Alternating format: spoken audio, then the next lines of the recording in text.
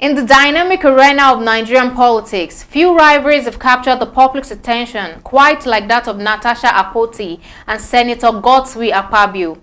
Their contentions interaction in the Senate have not only highlighted critical issues affecting the nation, but have also underscored the importance of accountability and transparency in governance.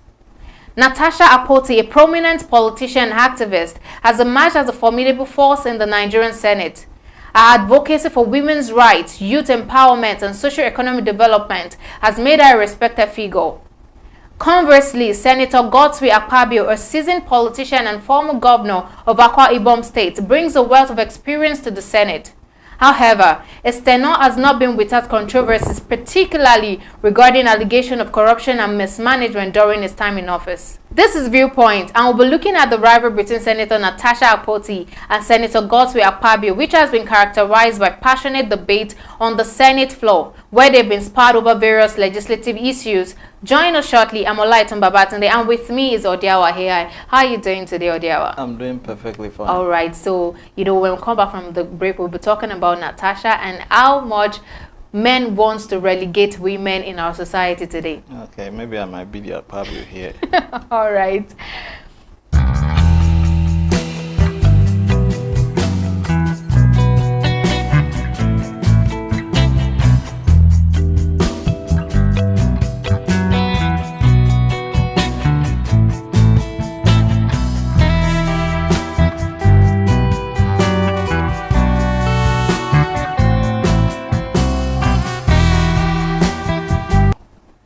Welcome back to the show.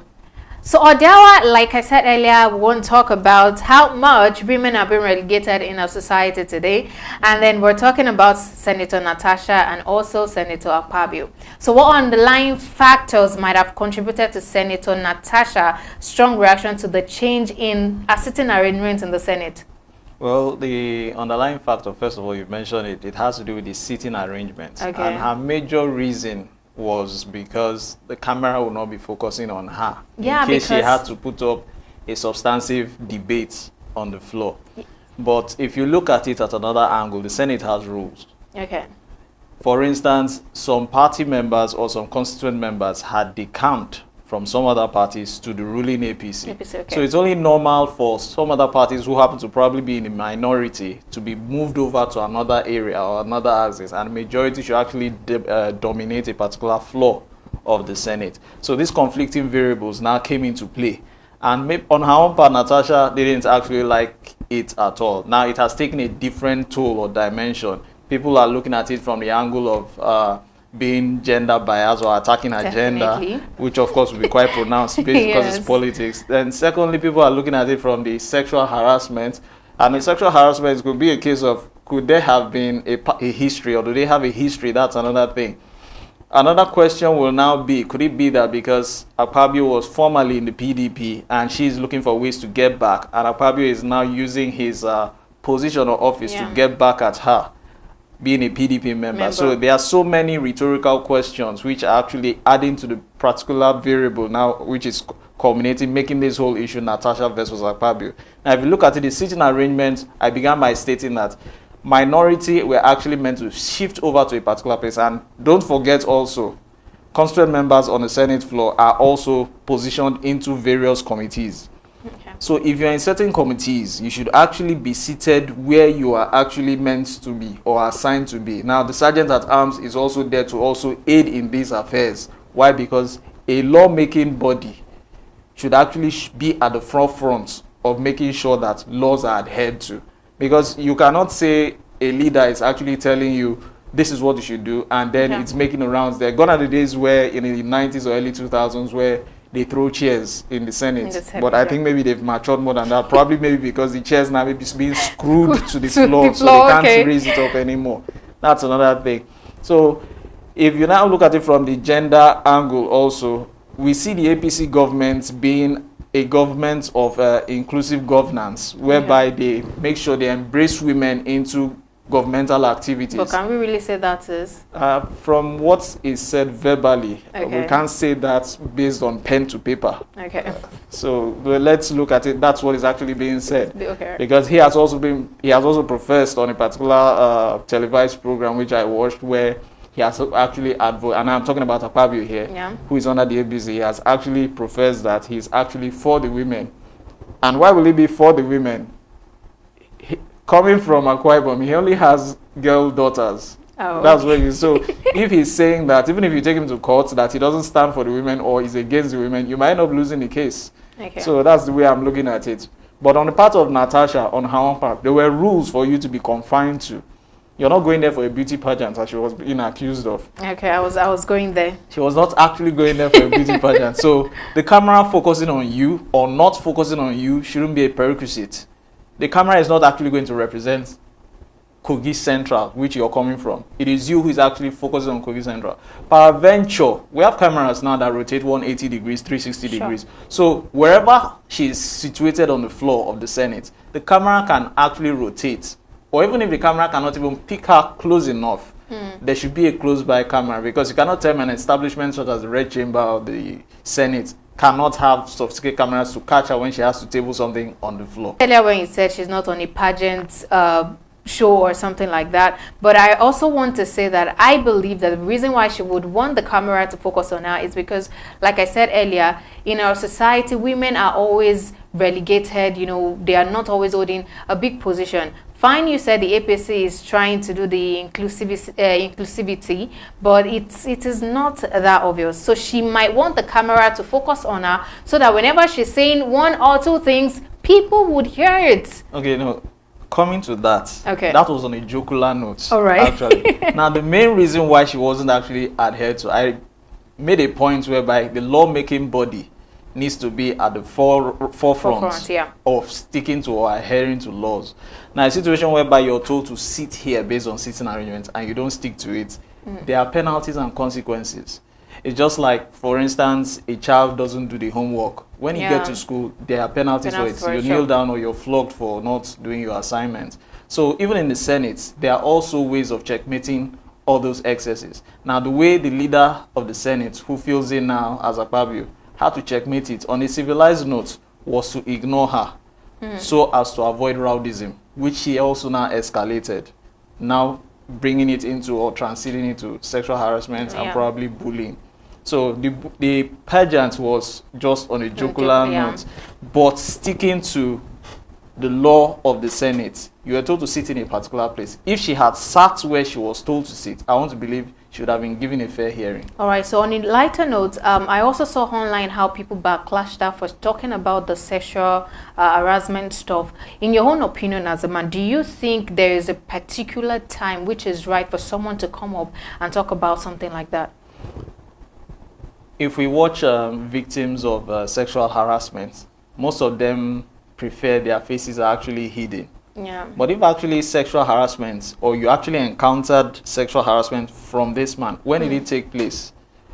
That is one. Secondly, do you have a history? Then number three, also, another question is, I'm not trying to be chauvinistic here because I'm a male here now. Okay. On number three, also, another question we should now ask is, why did you wait for so long?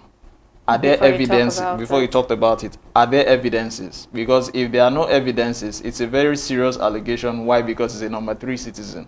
Okay, so you think this is political gimmicks? As far as I'm concerned, it's just a political motivation to put herself in a line of defense. Oh, okay. Now, how might the dynamics of power and authority within the Senate influence the behavior and response of its members, particularly in contentious situations like that of Natasha? The contentious arguments. Number one, I kept asking myself, where was her gender? Okay. When all this was going on, why didn't they speak up for her? Yeah. That's another thing. Because we could even see, we have Kogi Central, we have Kogi East and West. Her distinguished colleagues actually came to pacify her, and it all fell on deaf ears. So if your own constituent members from the same state cannot pacify you to douse your temper, what will your gender from other areas now do? That's another food for thought we should actually look at. So you now define that, and then the Senate, the leadership of the Senate is actually telling you to, exercise some level of decorum, and you flaunt all that. You only be shown the way out, and like I said, there will be disciplinary actions. Just like when Senator Ningi too accused the same Akpabio of some hanky-panky within the Senate. He was also served some disciplinary action. Why? Because he didn't have palpable evidence. So a situation whereby you don't have palpable evidence and then you come on board laying false claims, like accusing someone of stealing when in fact the fellow didn't steal. Or maybe a lady sets up, we're talking about sexual harassment here now. Yeah, a lady factually accuses a guy of raping her. When you go to the law courts, they will actually ask, what did you wear when going there? Was there a penetration? Those are technical terms which they will ask you. So if you are not able to put yourself in the line of defense, it's a serious occasion. It's a serious allegation. Even when you're in the law courts, to exercise some level of civility and you go showcasing tantrums, the judge will actually tell you or serve you for contempt of court. So it's the same thing the leader of the Senate actually meted out on Natasha. Okay, but I'd just like to add something. I think we need to get to the point where we understand that, like you said, that if they're in the court of law, they would ask if there was this or that. But I would like to just, pitch in something there that sexual harassment does not have to do with penetration or assault. As far as the person involved did not agree to it, then I feel like it is still sexual harassment. No, I still concur with that. Yeah. I still concur with that. We're talking about sitting arrangement and we're talking about capturing of the face and all that. So I would like to know, how does this influence the dynamics of debate and participation among the senators? Well, in today's world, we have the bills which are being initiated, and these bills will come based on suggestions from constituencies, passed through or passed on to the constituent members who are on the floor there, who will now initiate them, depending on how reasonable or unreasonable. We've seen so many unreasonable bills. Now, the essence of these debates now being captured, or these debates being captured, is because the people need to be informed. So I can understand where Senator Natasha is actually coming from. But the defiance of the rules now is what affected her actual intention, which everyone has now misunderstood or thrown caution into the wind and say, okay, this actually was she's being bullied or whatever or something. The essence is for that people can actually be informed. Are the lawmakers actually doing anything during the plenary session? Because even the plenary session is not a closed door session. People are actually there. We see so many TV stations, the likes of NTA, the likes of channels Arise, just to mention a few, News Central, covering it live to make sure that people are adequately informed. How well has this bill passed? Has it passed through the first reading stage, the second reading stage, and whatever phases it has to pass before it's eventually assented by the chief executive? That's where we hear the ayes and the nays. So if the bill was reasonable or unreasonable, or if the bill was actually unreasonable and how often or how well it was countered, that is now the essence of those bills being showcased or the debates in this upon the floor. All right, there's news going around in regards to Senator Akpabio, and this is not the first time that we've heard of his sexual harassment, and also there is also a thing about corruption and mismanagement that we've also heard. Now, looking at this situation, how do you think this incident with Natasha will impact the perception of leadership and authority within the Senate? With this now, it's everything. Well, when people hear a thing, people are often quick to talk before thinking.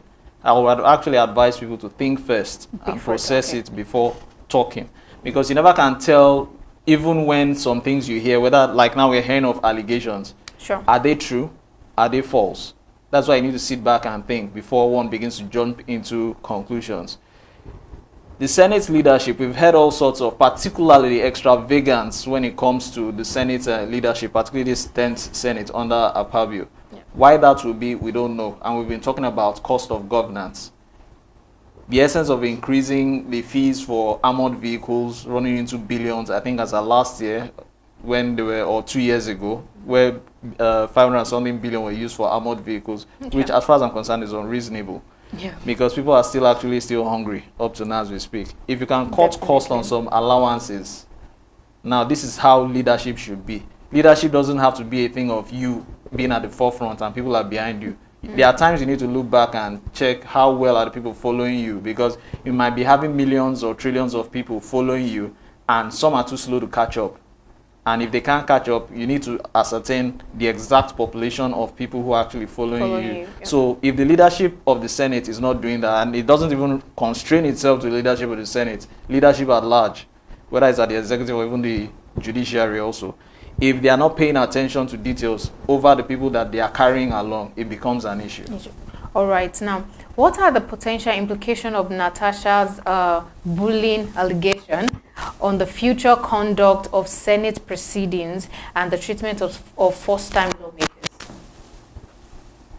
Being a first-time lawmaker, it's like going into a territory with your two legs, standing feet, and you have no idea what the maze you find yourself is all about.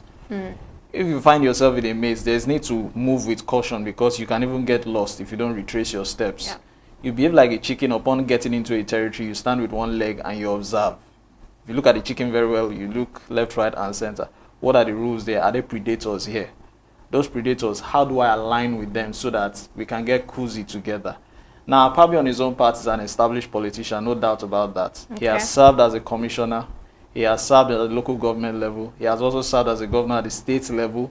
He has also been active in the Senate as a member, and now is Senate president. And I want to believe maybe the stakes are still higher for him. So it's not a case of he showcasing some bullying or using his power, because number one, probably Natasha, the likes of Natasha, is a fresher when it comes to the Senate floor.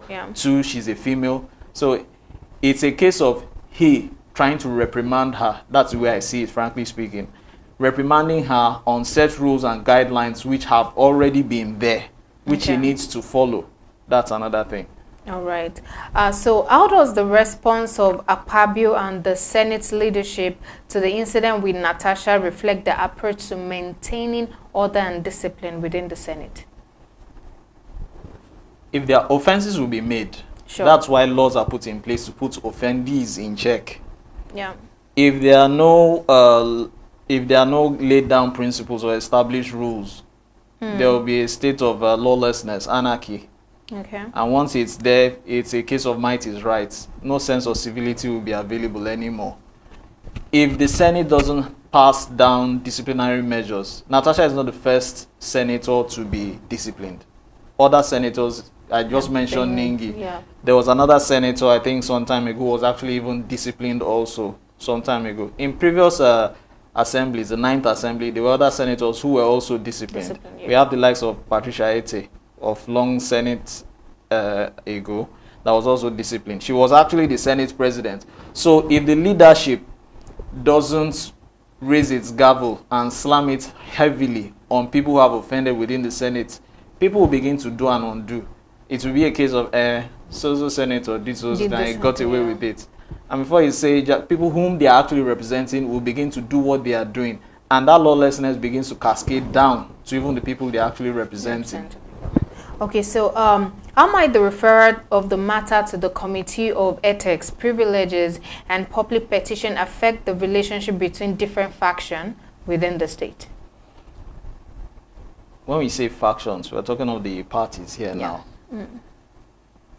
Coming now to the people, the aggrieved parties now, we're talking about Natasha, who is in the PDP. And Senator. And Akpabio, who is in the PDP. The APC, rather. If we look at it, it's a game of chess. Natasha now is more or less like a pawn. She can only take one step at a time. But the members in the committee now happen to be the APC members. Even her sister colleagues from Kogi East and West are APC members.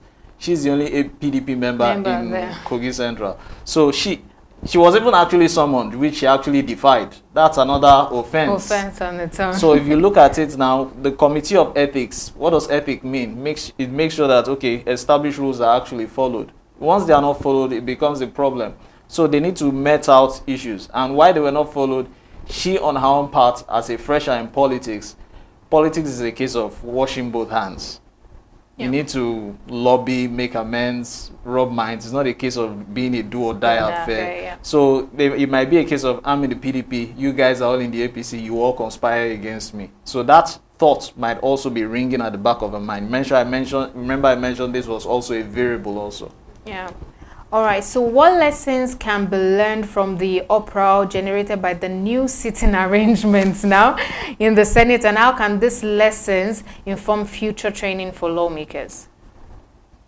The lessons to be learned actually is because I will start by saying people should be adequately informed. Even our lawmakers need more information. It's not just about sitting down there and reading the Gazette and knowing what is actually there. Fine, you know your rights, you know how to apply your rights, but it's another thing to push aside or set aside or bury your ego under the sand and let peace reign. Some people come with the mentality of, okay, I'm not a senator, you know, a ranking member at that. Do you know who I am mentality also sets in.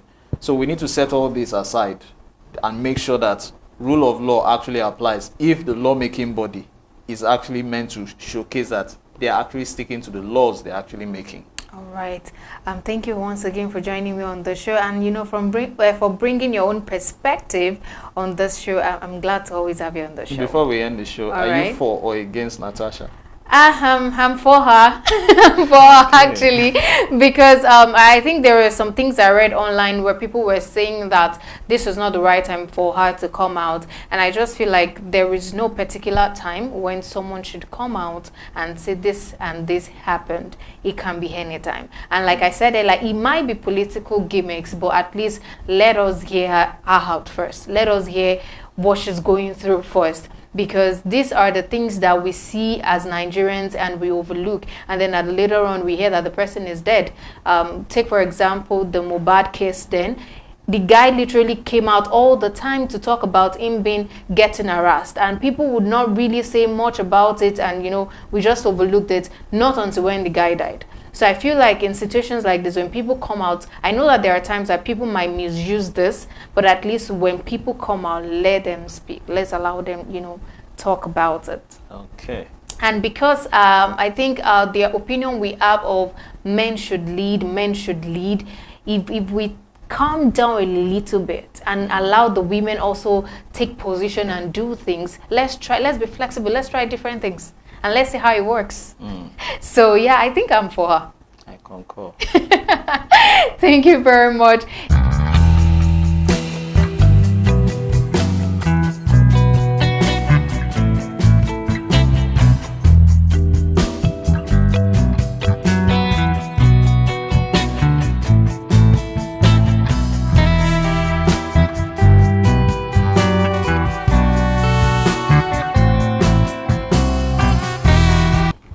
In a political landscape often marred by corruption and complacency, Natasha's courage to confront established politicians like Senator Akpabio serves as an inspiration for citizens to demand better from their leaders.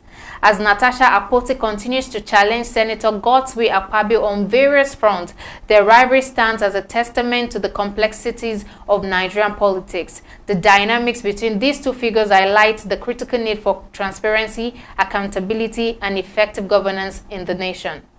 The show has been Viewpoint, and I've been your host, Olaiton Babatunde, and with me has been Odiawa here. Thank you for having me. Yeah, thank you for joining.